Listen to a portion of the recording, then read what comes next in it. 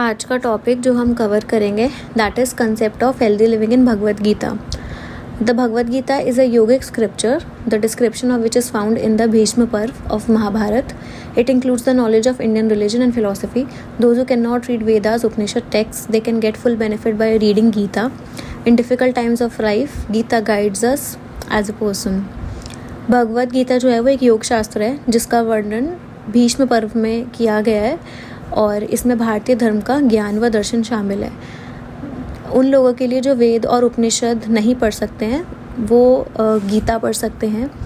ऐसा कहा जाता है जब भी इंसान की लाइफ में कोई डिफ़िकल्टी आती है और उसे किसी चीज़ का समाधान या सल्यूशन चाहिए होता है तो उसके लिए it is advise to read Gita because it has all the answers of life problems which one is facing. तो 3 तरह की yoga in particular have been highlighted in Bhagavad Gita. 3 तरह के योग के बारे में पर्टिकुलरली गीता में हाईलाइट हुआ है. पहला है Bhakti yoga, that is the yoga of devotion. It is summarized as the mode of worship which involves continuous and loving remembrance of God. इसमें हम मतलब बहुत प्यार और श्रद्धा के भाव से भगवान को याद करते हैं. उसके बाद है कर्म योग, योगा फॉर सेल्फलेस एक्शन. कर्म करते जाओ, फल की चिंता ना करो, that is Karma yoga. It works in this the work is done without attachment to the result. जो मैंने बोला कि कर्म करो, फल की चिंता मत करो. उसके बाद वो कह रहे हैं it is highlighted by many as the ideal path for self realization. इंसान को सेल्फ रियलाइजेशन चाहिए होता है तो इट इज़ एडवाइज्ड कि कर्म योग करे तब वो सेल्फ रियलाइजेशन सेल्फ डिस्कवरी के पाथ को अचीव कर सकता है. Then there is Jana yoga for self transcending knowledge. It is a part to achieve the true knowledge about self. अपने सेल्फ के बारे में हाईएस्ट पॉसिबल नॉलेज की what is the purpose of your life. There is the recommendation of Jnana yoga, that is yoga of transcending knowledge. Next topic है healthy living in Bhagavad Gita. It has been translated into 75 languages of the world. Bhagavad Gita को दुनिया की 75 तरह की language में translate किया गया है. In present times man is getting trapped in confusion, lies, superstitions and materialism. आज के टाइम में जो इंसान है वो मटीरियलिस्टिक चीज़ों के पीछे भाग रहा है और बहुत वर्ल्डली अफेयर्स में बहुत इन्वॉल्व है. कन्फ्यूजन है, लाई, झूठ है, फरेब है, सुपरस्टिशन है. तो आज का इंसान इन सब चीज़ों के पीछे भाग रहा है जो उसकी खुद की सेल्फ डेवलपमेंट को कन्फाइन कर रहा है.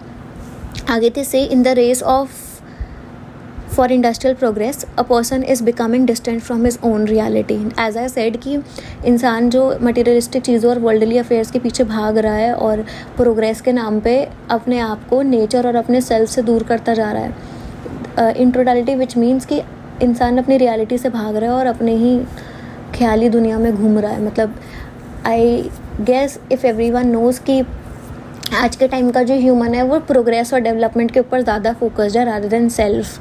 तो जब इंसान सेल्फ से हट के सिर्फ इन्हीं चीज़ों के बारे में सोचने लगता है तो वो अपने आप से ही दूर हो जाता है. सो ये यही कह रहे हैं कि आज का इंसान जो है वो प्रोग्रेस में इतना ज़्यादा बिजी है कि वो अपने आप से दूर हो रहा है. It has a direct impact on his health.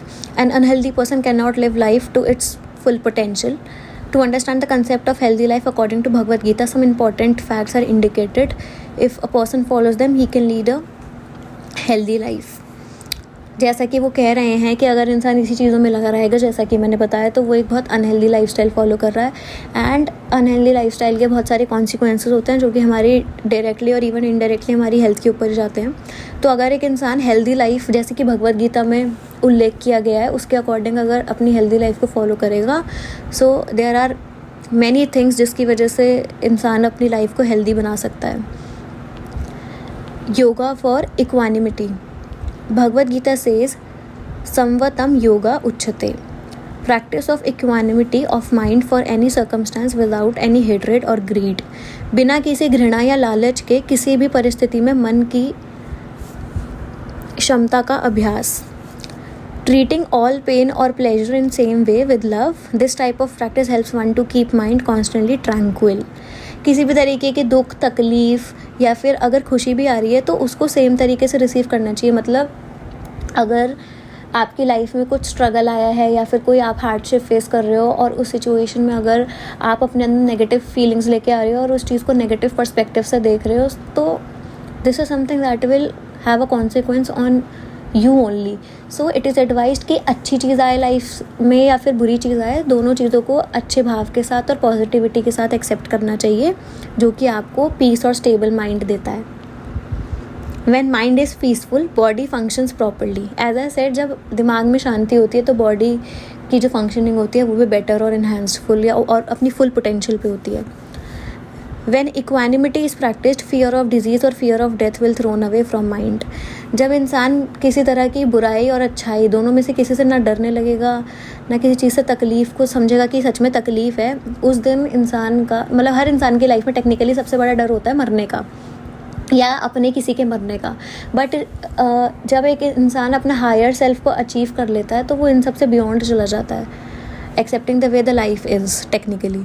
तो अपनी हायर सेल्फ को अचीव करने के लिए इट इज़ इम्पॉर्टेंट कि ये सब चीज़, ये वाली बात जो मैंने कही है वो फॉलो करी जाए, कि हर चीज़ को पॉजिटिव सेंस में ही लिया जाए।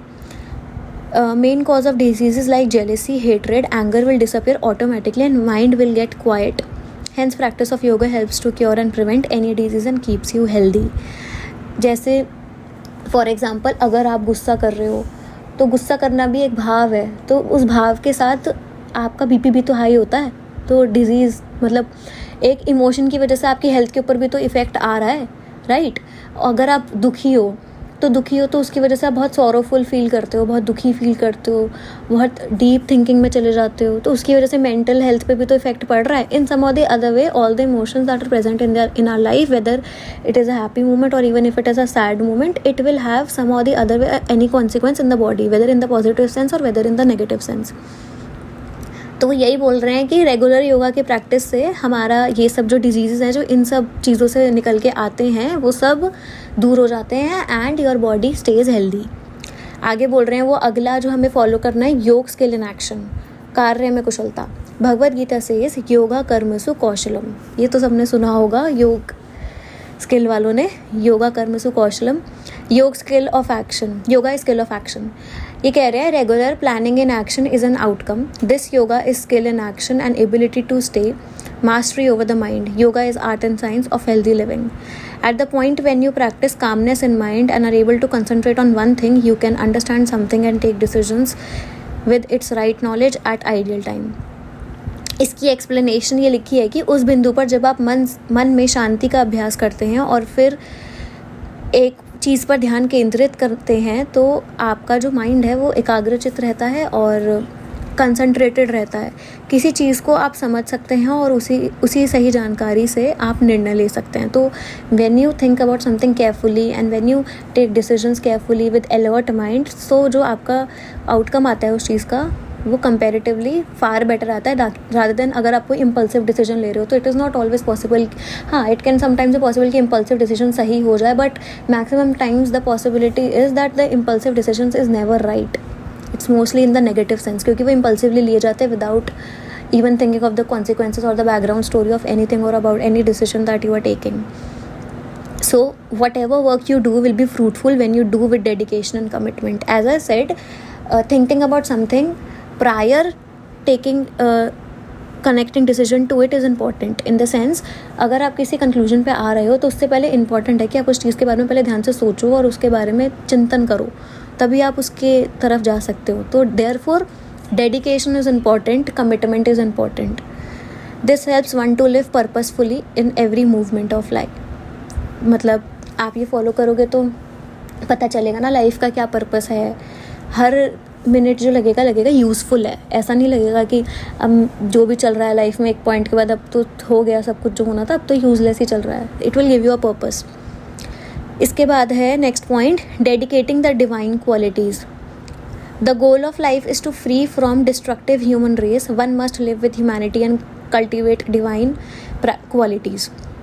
जैसा कि मैंने बोला आज का इंसान जो है वो बहुत प्रोग्रेस में लगा हुआ है और डेवलपमेंट में लगा हुआ है कि हम ये अचीव कर लें, अब हम बेस्ट टेक्नोलॉजी पे पहुंच जाएं, अब हमारा इंफ्रा अच्छा हो जाए, हमारी एमिनिटीज़ या किसी भी तरीके की क्वालिटी लाइफ की अच्छी हो जाए। और सारी बात ये है कि क्वालिटी ऑफ लाइफ आज के डेट में लोगों को लग रहा है सिर्फ मटेरियलिस्टिक चीज़ों से ही अच्छी हो सकती है। फॉर एग्जाम्पल आपके घर में एसी लग गया है तो आपकी लाइफ ईजी हो जाएगी, आपके पास बहुत अच्छा टेक्नोलॉजी फ्रेंडली डिवाइस आ गया तो आपकी लाइफ अच्छी हो जाएगी। तो मेजरली लोगों का आज के टाइम में क्वालिटी ऑफ लाइफ का फोकस जो है वो मटेरियलिस्टिक चीज़ों से ही जुड़ा है।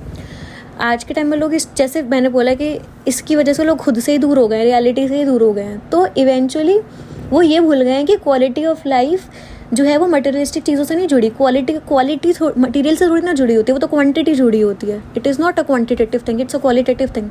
तो क्वालिटेटिव चीज़ों में एब्स्ट्रैक्ट थिंग्स होती हैं। किस चीज़ से आपको खुशी मिलेगी, मतलब एसी लग जाएगा घर में तो उससे सिर्फ खुशी मिल जाएगी, फिर ऐसा तो नहीं हो सकता, राइट।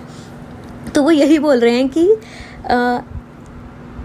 इंसान को अपनी ज़िंदगी ह्यूमैनिटी के साथ जीनी चाहिए और जो डिवाइन प्रैक्टिसेस होती हैं उनको फॉलो करना चाहिए और डिवाइन वैल्यूज़ को इम्बाइब करना चाहिए। जो क्वालिटीज़ हैं divine, they help one to focus and lead glory of self at the same time to dedicate one's achievement towards the divine. It specifies divine qualities as follow. अब वो divine qualities के बारे में जो बता रहे हैं वो डिवाइन क्वालिटीज़ है फियरलेसनेस, मतलब निर्भयता। उसके बाद है प्योरिफिकेशन ऑफ वंस एग्जिस्टेंस, अपने अस्तित्व की शुद्धि। कल्टिवेशन ऑफ स्पिरिचुअल नॉलेज, आध्यात्मिक ज्ञान की खेती।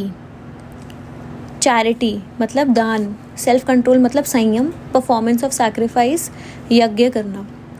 स्टडी ऑफ वेदास, वेदों का अध्ययन।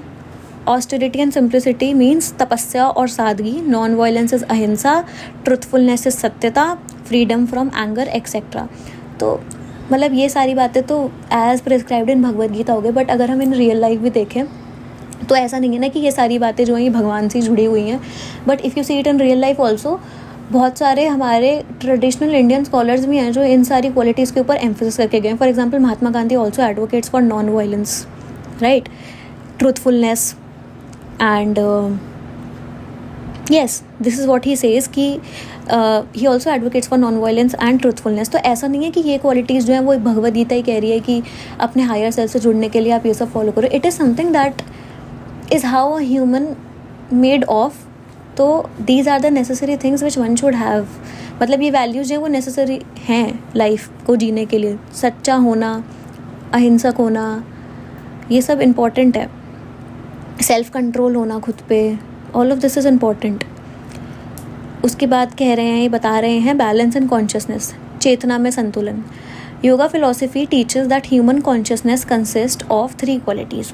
योग फिलॉसफी कहती है कि ह्यूमन कॉन्शियसनेस में 3 तरह की क्वालिटी होती है। एक होता है सत्व, प्योरिटी एंड हार्मनी, शुद्धता व सद्भाव। एक होती है राजस, एक्टिविटी एंड पैशन। और अगला होता है तमस, इनर्शिया एंड डार्कनेस, जड़ता व अंधकार। Achieving a balance in consciousness means cultivating sattva to harmonize rajas and tamas। अगर हमारे कॉन्शियसनेस का हमें बैलेंस चाहिए, मतलब to achieve a state of balance in consciousness, उसके लिए हमको सत्व क्वालिटी होनी चाहिए हमारे अंदर ताकि हम हार्मोनाइज कर सके राजस और तमस को। This balance can be achieve through practice like yoga postures, breath control, meditation and a proper diet. तो ये बैलेंस तभी अचीव हो सकता है जब हम आसन की प्रैक्टिस करें, प्राणायाम की प्रैक्टिस करें, मेडिटेशन करें और एक अच्छा आहार का सेवन करें। A sattva dominant state leads to mental clarity and peace while imbalances can cause anxiety and confusion.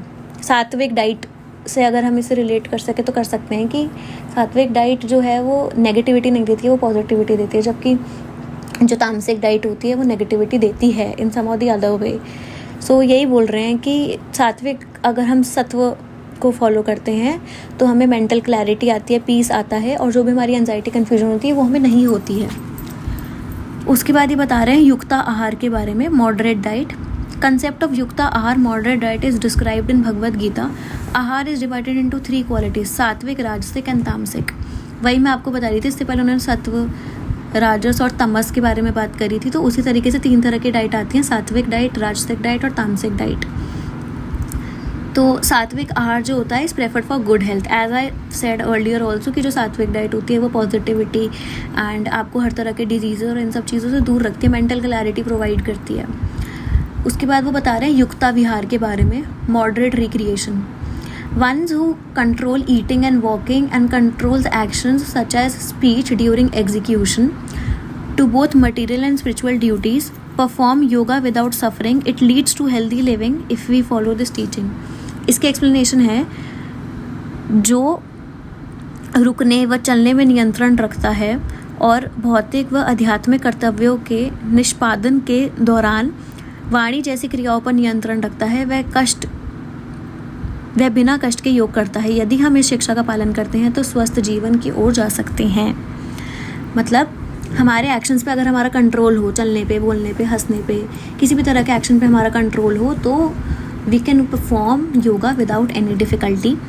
And हमारी जो कि स्पिरिचुअल ड्यूटी हैं या मॉरल ड्यूटी हैं या फिर सिविल ड्यूटीज़ हैं, हम उनको बहुत अच्छे तरीके से फॉलो कर सकते हैं. तो जितनी सारी चीज़ें मैं बताई, हमने डाइट के बारे में बताई या फिर उन चीज़ों के बारे में बताई जो क्वालिटीज़ हमें फॉलो करनी चाहिए as prescribed in Bhagavad Gita. So all of it contributes to the healthy living of human. So in totality इसका टॉपिक का टोटल जस्ट ये है कि टेक्निकली उन्होंने जो मॉडर्न मैन है उसको बता रखा है कि कैसे प्रोग्रेशन और डेवलपमेंट की आड़ में आके इंसान आज खुद ही से दूर हो रहा है और मटेरियलिस्टिक चीज़ों के पीछे भाग रहा है. बट इन सब चीज़ों के पीछे भागने की वजह से वो सेल्फ रियलाइजेशन, सेल्फ डिस्कवरी और सेल्फ से ही दूर हो गया है और रियलिटी से दूर हो गया है. अपने एक अलग ही सुपरस्टिशियस वर्ल्ड में जी रहा है, बट रियलिटी से बहुत दूर है. तो भगवद गीता वही इंसाइट दे रही है कि what is actually reality and how you should live the reality in real sense only. So this was all about the topic.